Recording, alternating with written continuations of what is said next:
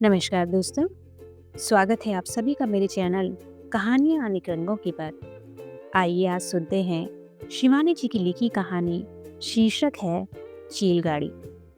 कहानी पसंद आई दोस्तों तो वीडियो को लाइक और चैनल को सब्सक्राइब अवश्य करें।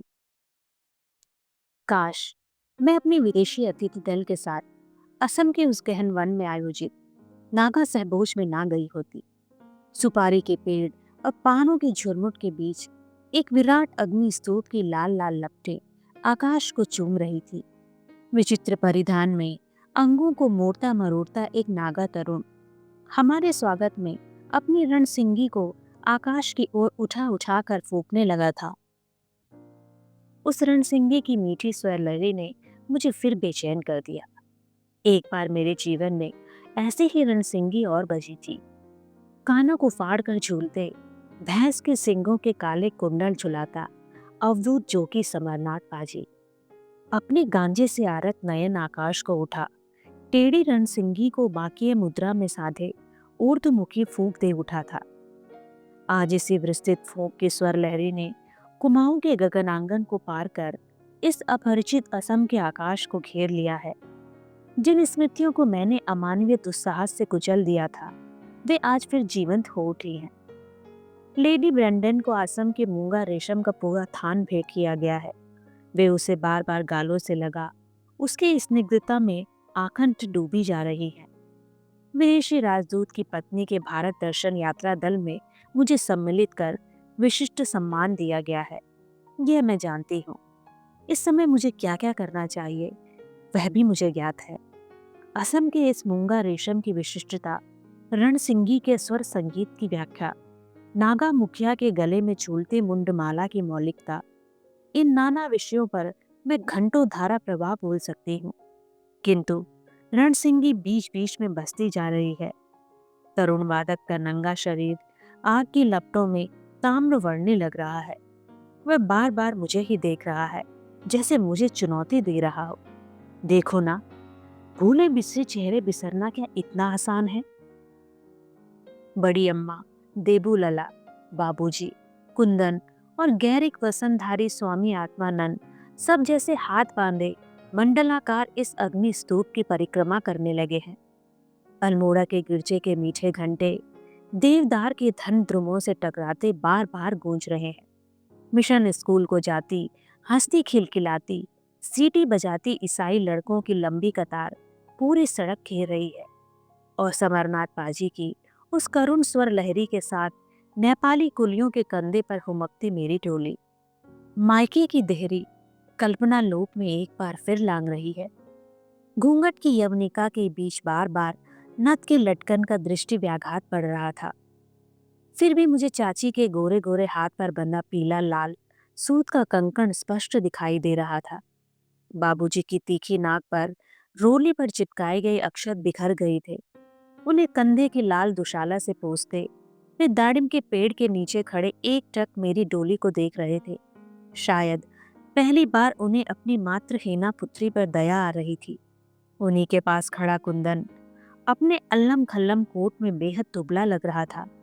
उदास, भयत्रस्त आंखों से वह तेजी से ओझल होती डंडी को देखकर एकाएक रो पड़ा था।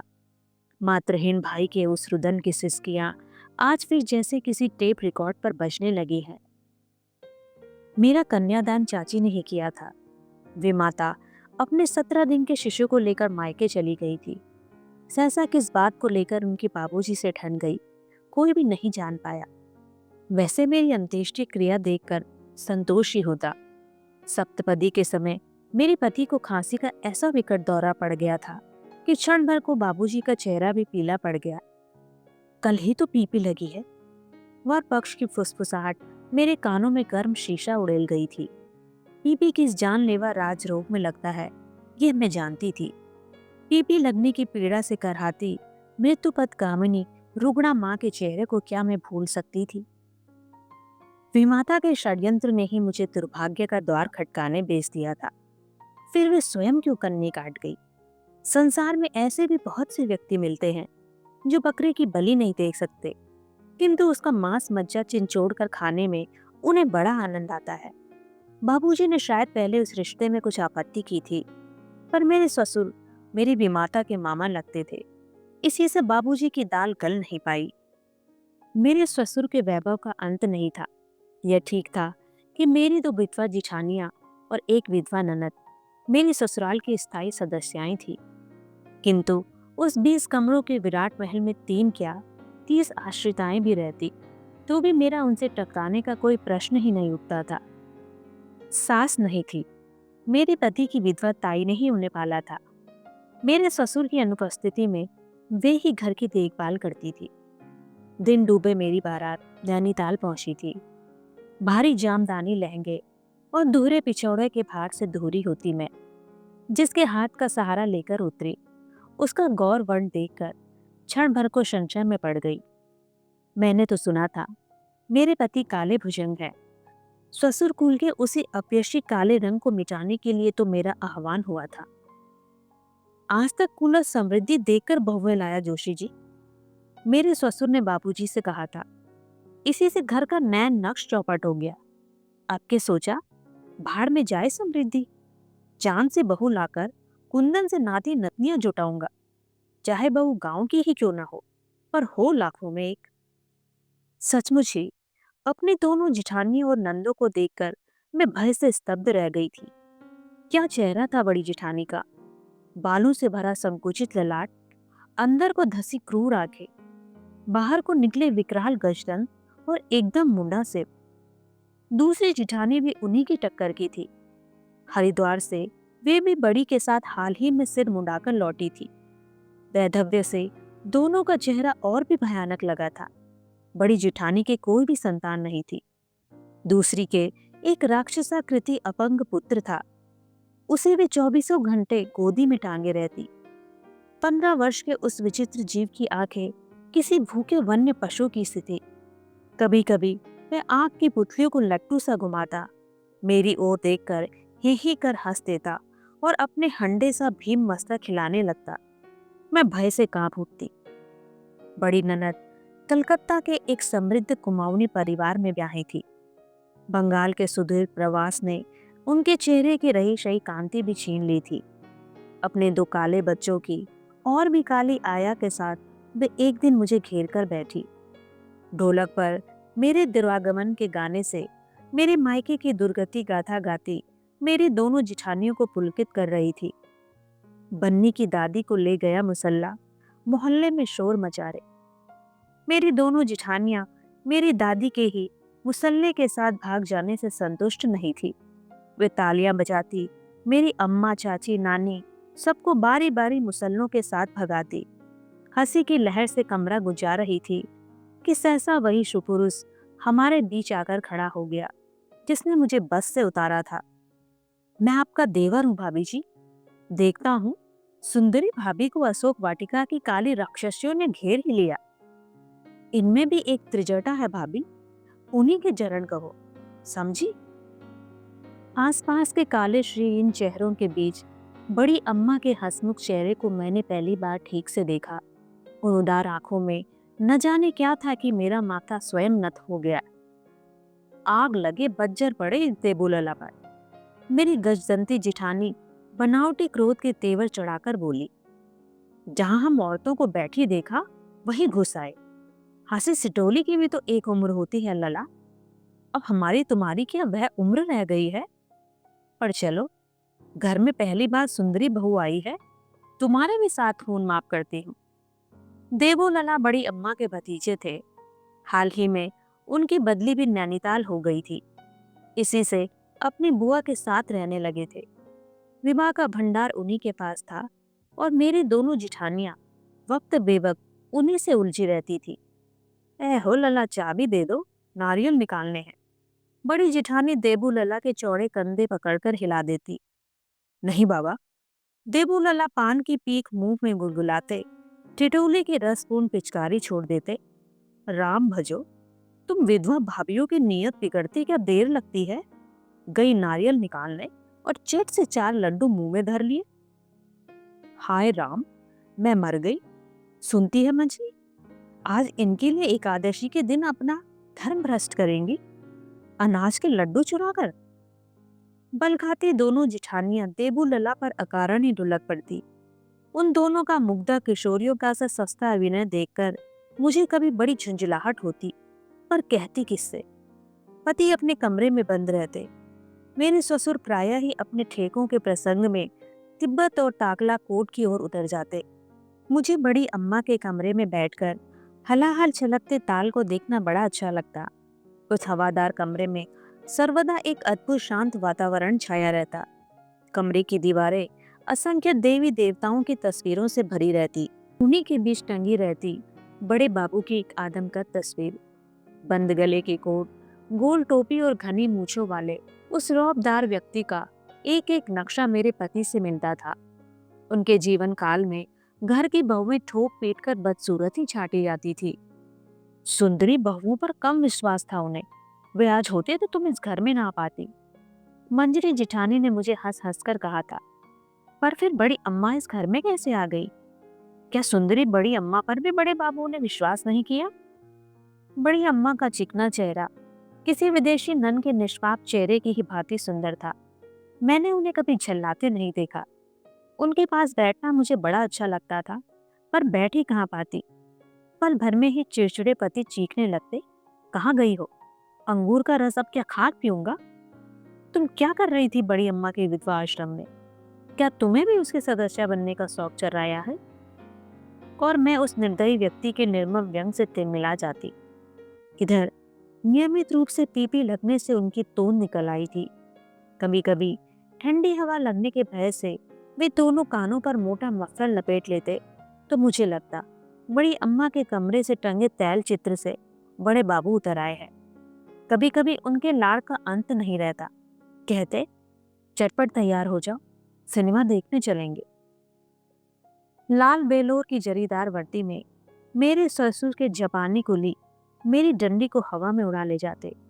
पीछे पीछे अपने चेस्टनट घोड़े में गरम कपड़ों के जिले बख्तर में ऐठे चले आते मेरे पति। सिनेमा घर में हमारे बॉक्स के सम्मुख मेरे पति के देशी विदेशी मित्रों की भीड़ लग जाती। कितनी ही रानी महारानियों से मुझे हाथ मिलाना पड़ता। सब मेरे पति को मुझसे रूपवती पत्नी पाने के लिए बधाइयां देते, तो मैं लज्जा से गड़ जाती। अंग्रेजी सिनेमा की उत्तेजना से कभी कभी मेरे पति को वही खांसी का विकट दौरा पड़ जाता और हमें लौटना पड़ता। इनकी इस गिरती हालत का समाचार सुनकर बाबूजी भी भागते चले आए थे। उन्हें देखकर क्षण भर को बाबूजी के गौर मुखमंडल पर विषाद की झुर्रियां उभर आई थी। पश्चाताप से उनका चेहरा कुछ क्षणों को विकृत हो उठा था, पर दूसरे ही क्षण उन्होंने अपने को संयत कर मुझे आश्वासन दिया था, सब मंगल होगा छोटी। मैं जाते ही महाकाल के मंदिर में दामाद के लिए मृत्युंजय का अमृत जाप करूंगा। किंतु बाबूजी का अमृत जाप भी उनके मृत्यु को नहीं जीत पाया। कहते हैं कि यक्ष्मा के रोगी को अंत समय तक ज्ञान बना रहता है। मेरे पति की मृत्यु भी बोलते बोलते हुई थी। मेरी घड़ी कहाँ है? उन्होंने चीख कर पूछा था, और उसे चीख के साथ उनकी आंख की पुतलियां अचल हो गई थी। मैं भय से सहमी उनके सिराने खड़ी ही रह गई। बड़ी अम्मा की दबी सिसकियां, दोनों जिठानियों का सटीक विलाप सब सुनकर भी नहीं रो पाई। उस कठोर निर्मम व्यक्ति के साथ बिताए गए 7 महीने की अवधि में मुझे एक भी ऐसा प्रणय प्रसंग स्मरण नहीं हुआ रहा था जिसका आधार लेकर मैं बिलख सकती। घर के अन्य पुरुषों का आना संभव था। उन्हें खबर भेजने में ही 3 दिन लग जाते। फिर अलकनंदा की जिस रस्सी के पुल से होकर डाक का हरकारा जाता था, वह भी कुछ दिनों से बंद था। देबू लला ही करता बने। कभी शमशान घाट की यात्रा के लिए चाय चीनी जुटा रहे थे, कभी अर्थी में बंदी मेरे पति की लंबी देह की निरर्थक परिक्रमा कर रहे थे। मैं सोच रही थी, कितना स्वार्थी है मानव। शमशान घाट की नीरस यात्रा के लिए भी चाय चीनी जुटाना वह नहीं भूलता। घर में अनोखी निस्तब्धता छा गई थी। स्त्रियों के विलाप के स्वर अवरोह में उतर चुके थे। देहरी पर प्रदीप जलाकर रख दिया गया था, जिससे दूसरे लोग को महाप्रस्थान कर गई आत्मा मार्ग पर प्रकाश पाती रहे। किंतु इस लोक में जिस अभागिनी के कक्ष का ज्योति पुंज सदा के लिए बुझ गया था, उसके लिए प्रकाश की हिंदू शास्त्र में कोई व्यवस्था नहीं थी। 10वें दिन पीपल के वृक्ष के नीचे मृत पति को अंजलि देते मैंने अपने हाथों को देखा तो स्वयं कांप गई थी। बिना चूड़ी के मेरे नंगे हाथ मुसल से लग रहे थे। रंग बिरंगे सूत की धज्जियों से संवरा पीपल अपने घने पत्तों की छाव में आधी पगडंडी घेरे था। पंडित जी की श्लोकावृत्ति के साथ पति की प्रेत मुक्ति के लिए दोनों हाथों में जल भरकर मुझे दक्षिण दिशा को छोड़ने का आदेश मिला, तो मैं भय से सहमी हाथ का पानी भी छोड़ना भूल गई। बड़ी अम्मा प्रायः मेरे पास ही बैठी रहती। तेरहवीं के पश्चात उन्हीं ने मेरा पक्ष लेकर पुत्र शोक से जर्जरित मेरे ससुर के सम्मुख मेरी शिक्षा को पुनर्विभूत करने का प्रस्ताव रखा था। मुझे छोटी ननद के साथ कॉलेज जाने की अनुमति मिली तो मेरी दोनों जिठानियां कुड़कर रह गई थी। पर लग गए हैं छोटी के, अब देखो कब उड़ती है। मंजरी दिज्जू ने हंसकर कहा था। कैसी विचित्र भविष्यवाणी थी। धीरे धीरे मेरे पति की बरसी की तिथि भी आ गई और मेरी दोनों जिठानियां देबू लला को अपनी कटाक्षों से रस सेक कर फिर भंडार गृह में चक्कर काटने लगी। मुझे उन दोनों को देखकर उबकाई आने लगती। एक ओर तो उनके व्रत और कोरे अनुष्ठानों का अंत नहीं रहता, दूसरे ओर रंगीले देवर से उनका मर्यादाहीन आचरण देखकर मैं दंग रह जाती। दिन में जिस चादर को बिछाकर भक्ति भाव से सिर हिलाती और कृपाल दत्त पंडित जी से शिव पुराण सुनती, रात को उसी चादर की चांदनी बिछाकर देबू लला और उनके एक रसिक प्रवर मित्र को लेकर ताश के ब्रिज लीला जमाती।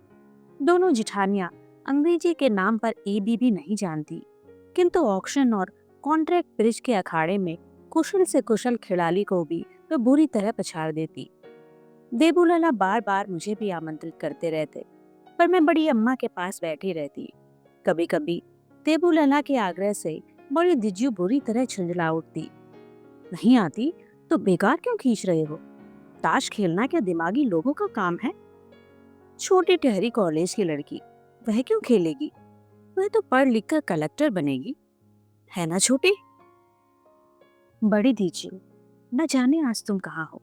यदि पास होती तो दिखा देती। कलेक्टर ही नहीं, कमिश्नर ने भी मेरे पांव धोए हैं।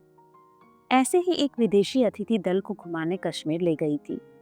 वहां की झील में हमारी हाउस बोट स्वीटकेस नीले नीले फूलों से सजाई गई थी।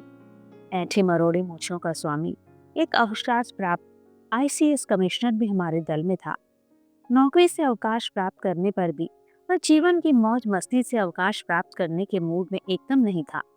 कभी लड़खड़ाती किश्ती का बहाना ढूंढ अकारा ने मुझे बाहों में संभाल लेता, कभी जोर जोर से इकबाल की कविता की आवृत्ति करने लगता और कभी मेरे पास झुककर पूछ बैठता, बता सकती हैं यहाँ हाउस बोट का चलन कब से हुआ है?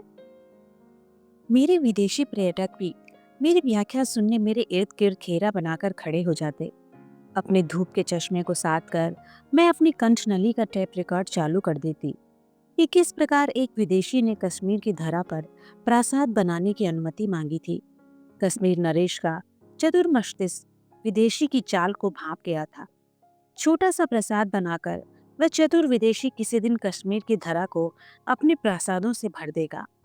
रात ही रात में एक नए कानून की सृष्टि हुई थी। विदेशी प्रासाद अवश्य बना सकता था, पर उस धरा पर उसका अधिकार नहीं रहेगा। विदेशी ने भी फिल्मी बौद्धिक शतरंज की बाजी जीत ली थी। एक चलता फिरता प्रासाद जल में तैराकर स्थल पर बने प्रासाद के अधिकार का प्रश्न उठ सकता था।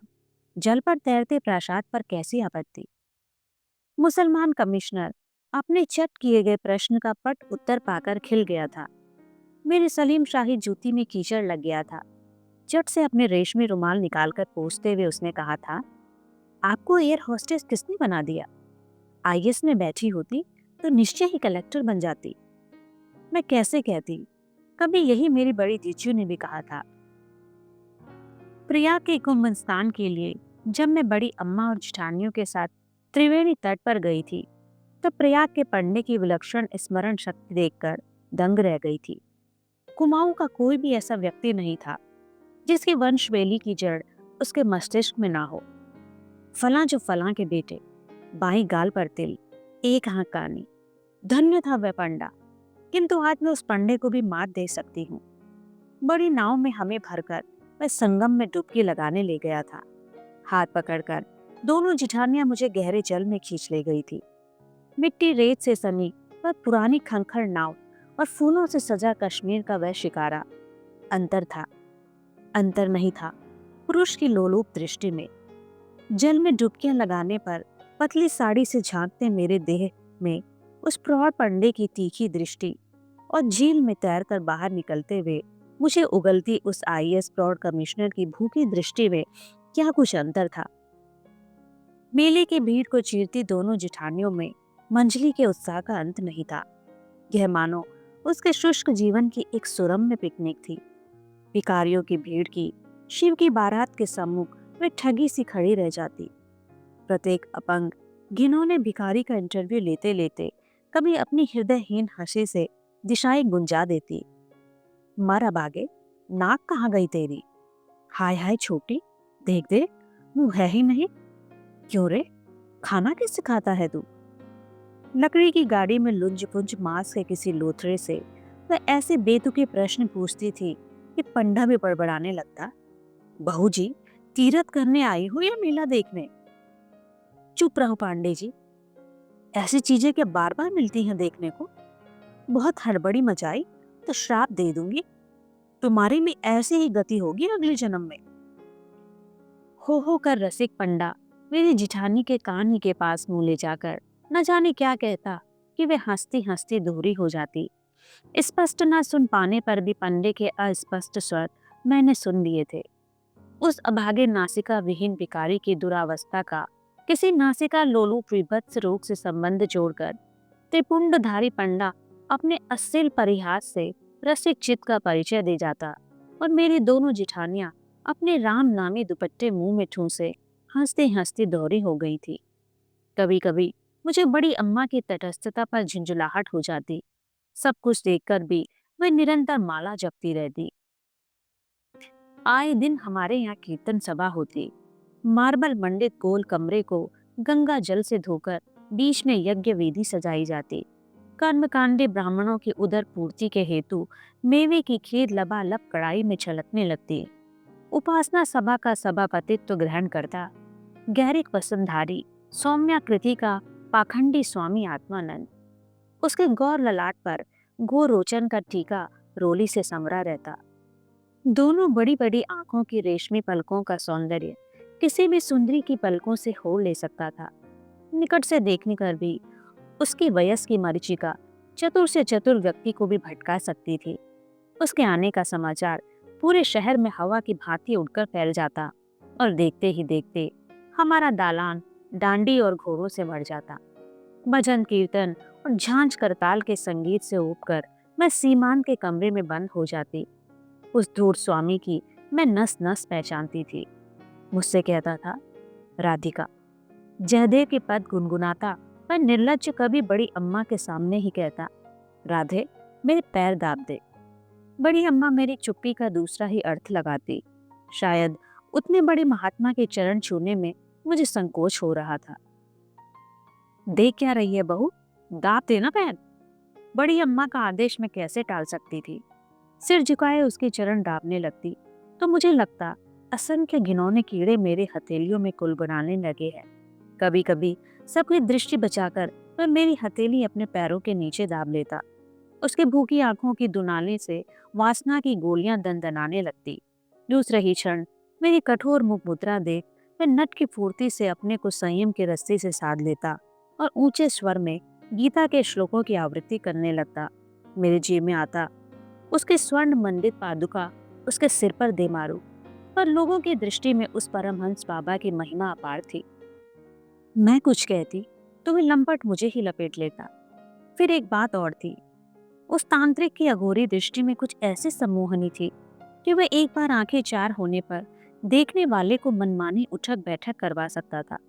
मैं कभी भूल कर भी उसकी ओर नहीं देखती थी। उसने भांति भांति की चेष्टाएं कर ली थी। कभी कहता, राधे देख तो मेरी आंख में शायद तिनका पड़ गया है, बड़ा गड़ रहा है। मैं बड़ी दीजियों को बेच देती। कभी वह फिर पुकार लगाता, राधे मेरी आंखों में चंद्रोदय बूटी तू ही डाल दे, बड़ी और मछली ठीक से नहीं डाल पाती। मैं कोई ना कोई बहाना बनाकर टाल जाती। कई बार साहस बटोर कर बड़ी अम्मा से कहने भी गई, किंतु लाल थैली में छिपे उनके हाथ माला फेरते रहते। आंखों में उनके अंतर की शुचिता झलक उठती। पाठ करते करते मैं दर्शन के झटके से ही पूछती, कुछ काम है? उनकी भोले शिशु की सी हंसी देखकर मुझे कुछ कहने का साहस ही ना होता और मैं चुपचाप लौट आती। देबूलना पर बड़ी अम्मा का अगाध स्नेह था। फिर एक लंबे अरसे से वे मेरी जिठानियों के साथ रहते आए थे। कभी किसी को उनके विरुद्ध शिकायत नहीं रही थी। मेरे ही लिए वे एकाएक इतने बुरुक कैसे हो गई? फिर मेरे पास सबूत ही क्या था? कहीं बड़ी अम्मा भी मुझे गलत समझ बैठी तो मेरा कहाँ ठिकाना रह जाएगा। जल में रहकर मगर से बैर नहीं हो सकता। फिर मगर क्या एक ही था? मुक्ति का एक ही उपाय था। चंद्रावती मसीह मेरे साथ पढ़ती थी। हम दोनों की मैत्री विमाता की पैनी दृष्टि के लपटों से भी नहीं झुलस पाई थी। मिशन की नाना सुविधाओं की सीढ़ियां पार कर वह एक ऊंची नौकरी पा गई थी। दिल्ली में वह अपने मामा के साथ रहती थी। मामा बहुत बड़े बड़े लोगों को जानते हैं। मुझे अनायास ही हवाई जहाज में एयर होस्टेस बना देते। उसने लिखा था, पर ये काला कलूटा चेहरा निगूढ़ा बैरी बन जाता है। तू यहाँ चली आ और तेरे परी से चेहरे को देखते ही वे तुझे एयर होस्टेस बना लेंगे। कितना सुंदर प्रस्ताव था। पृथ्वी के भूखे भेड़ियों की पहुंच से दूर उड़कर एकदम आकाश में। मेरी दोनों जिठानियां स्वामी जी के साथ सुदीर्घ तीर्थ यात्रा भ्रमण पर चली गई थी। बड़ी अम्मा के दोनों हाथ रहते लाल थैली में और आंखों ने छल प्रपंच को पकड़ना नहीं सीखा था। मैं भाग गई। क्षण भर को संस्कारों के बेड़ियों ने पैर को जकड़ लिया। अंतरात्मा धिक्कार उठी। छी छी, जिस थाली में खाया उसी में छेद कर रही है। जिस बड़ी अम्बा ने पढ़ाया, स्वतंत्रता दी, उसी को छल कर भाग रही है। फिर आंखों में तैरने लगती बाबूजी की कर्मनिष्ठ सकर पीठ, लोगों के व्यंग्य बाणों से छिदता मौसी का करुण चेहरा, पीलिया रोग से उठे रुग्ण मातृत्व विहीन कुंदन की सहमी सहमी आंखें। कभी कभी वह भागकर मुझसे मिलने चला आता था। अब किसके पास जाएगा? पर आंसुओं के साथ साथ धुंधली आकृतियां धीरे धीरे बह गई। मैं अब पृथ्वी छोड़कर आकाश पर आ गई हूँ। दरिद्र भाई की व्यथा हृदय को अभी भी कचोटती है।